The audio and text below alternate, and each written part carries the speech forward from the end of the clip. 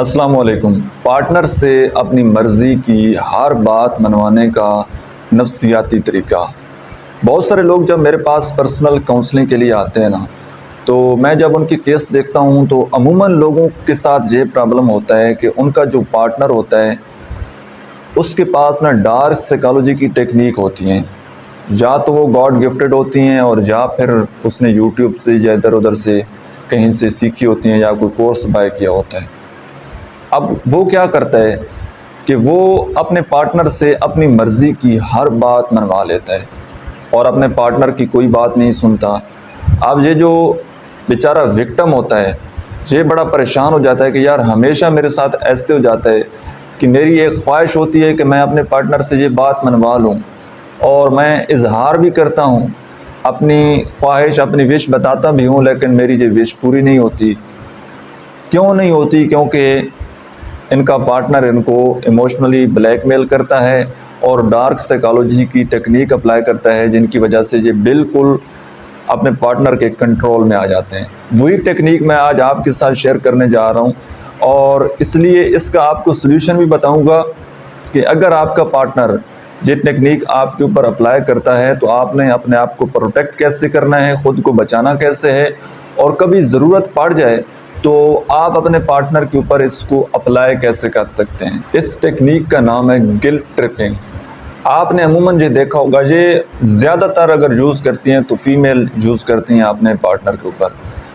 अच्छा, उनकी टेक्निक क्या होती है? अगर कोई बात मनवानी होती है तो वो क्या कहती हैं कि अगर तुम मुझसे प्यार करते हो तो आपको ये काम करना पड़ेगा, ठीक है। अगर आप मुझसे मोहब्बत करते हो तो आपको ये काम करना पड़ेगा। अगर आप मेरे से इतना सारा प्यार भी करते हैं ना तो आप मेरी ये बात मानेंगे। अब पार्टनर जो है, हस्बैंड जो है, वो बेचारा बड़ा विक्टिम बन जाता है, परेशान हो जाता है कि वाकई मैं प्यार तो करता हूँ, ठीक है, मोहब्बत तो करता हूँ, उसने पहले इजहार किया होता है, तो वो बिल्कुल फंस जाता है। वो पंजाबी में कहते हैं जिस तरह कुड़ुक नहीं लग जाती चीज़, तो वो बंदा फिर उसको वहाँ से फिर वो हिल नहीं सकता। क्यों? क्योंकि अगर वो नो करता है तो फिर सीधा साधा जवाब है कि जी आप मोहब्बत नहीं करते, आप प्यार नहीं करते। तो यहाँ पर आपने अपने आप को प्रोटेक्ट कैसे करना है? जब आपको ये बातें पता लग जाएं कि सामने वाला इंसान जो आपका पार्टनर है वो आपके ऊपर इन टेक्निक को अप्लाई कर रहा है। या सम टाइम ऐसे भी होता है कि आप अपने पार्टनर को कोई बात कहते हैं तो पार्टनर आगे से कहता है कि नहीं, ये बात ऐसे नहीं, ऐसे। आप कहें कि नहीं ये हम ऐसे कर लेते हैं, तो वो फिर सेकंड टेक्निक उनकी यही होती है कि आप हमेशा अपनी मर्ज़ी करते हैं, कभी आपने मेरी बात कोई सुनी नहीं है, कभी आपने मेरा ख्याल नहीं रखा, आप पता नहीं मुझे इंसान समझते हैं कि नहीं समझते, कोई मेरा भी अपना स्कूल ऑफ थाट है, कोई मेरी मर्ज़ी भी है। तो ये बेचारे बिल्कुल विक्टिम बन जाते हैं। और जब आपको ये बात पता लग जाए कि आपका पार्टनर आपको विक्टिम बना रहा है, आपके ऊपर इन टेक्निक का अप्लाई कर रहा है, तो सबसे पहली बात अपने ऊपर कॉन्फिडेंस रखें। बहुत सारे लोग क्या करते हैं कि वो उनका कॉन्फिडेंस लेवल जो है वो बिल्कुल ज़ीरो हो जाता है। वो अपने आप के ऊपर डाउट करना स्टार्ट कर देते हैं कि अच्छा शायद मैं गलत हूँ जहाँ पर, ठीक है, या शायद ये बिल्कुल ठीक कह रहे हैं। सम टाइम अगर वो गलत भी कह रहे हो तो आपका अपनी ज़ात के ऊपर इतना डाउट हो जाता है और इतना कॉन्फिडेंस आपका लो हो जाता है कि आप उनकी गलत बात को भी ठीक मान रहे होते हैं। और एट दी एंड नुकसान किसका होता है? चाहे वो फाइनेंशियली हो या रिलेशनशिप के हवाले से हो, तो वो ज़्यादा चैलेंजेस आपको फेस करना पड़ते हैं।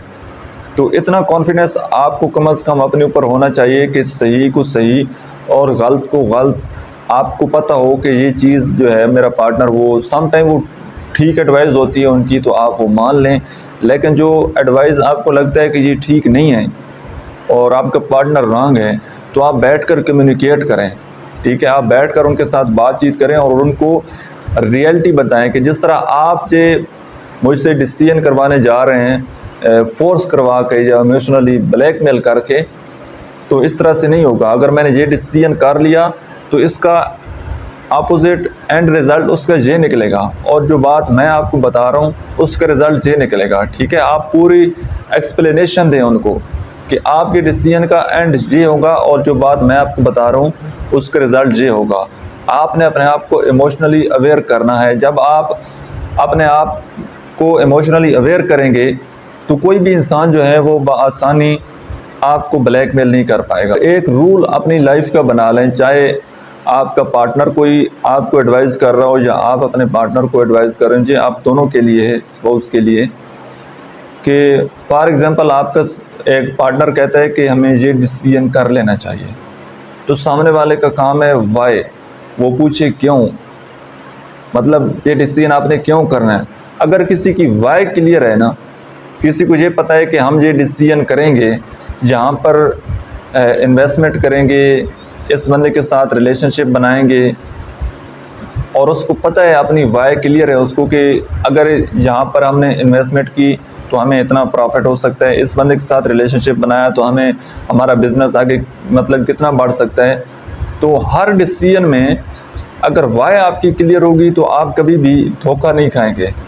लेकिन अगर आप देखा देखी पर फैसला करेंगे, आप कहेंगे कि नहीं वो फ़लाँ ने इस तरह डिसीजन किया था तो हम भी ऐसे कर लेते हैं, फ़लाँ ने ऐसे किया था तो हम भी ऐसे कर लेते हैं, तो फिर ऐसा नहीं होता कि आप मतलब दूसरों के रास्ते पर चलना शुरू कर दें। दूसरों की गलतियों से ज़रूर सीखें, और अगर हाँ दूसरों का कोई डिसीजन ऐसा है और आपको लगता है कि ये आप भी करेंगे तो आपको भी बेनिफिट है, तो आपको ज़रूर करना चाहिए।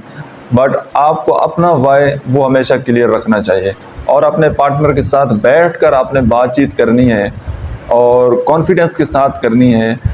और जब आप दोनों आपस में कम्युनिकेट करेंगे, दोनों अपना ओपिनियन देंगे और अपने ओपिनियन का, एक दूसरे के ओपिनियन का एहतराम करेंगे, तो बग़ैर किसी कॉन्फ्लिक्ट के, बग़ैर किसी नाराज़गी के आपकी ये प्रॉब्लम रिज़ॉल्व हो जाएगी, आपकी प्रॉब्लम हल हो जाएगी।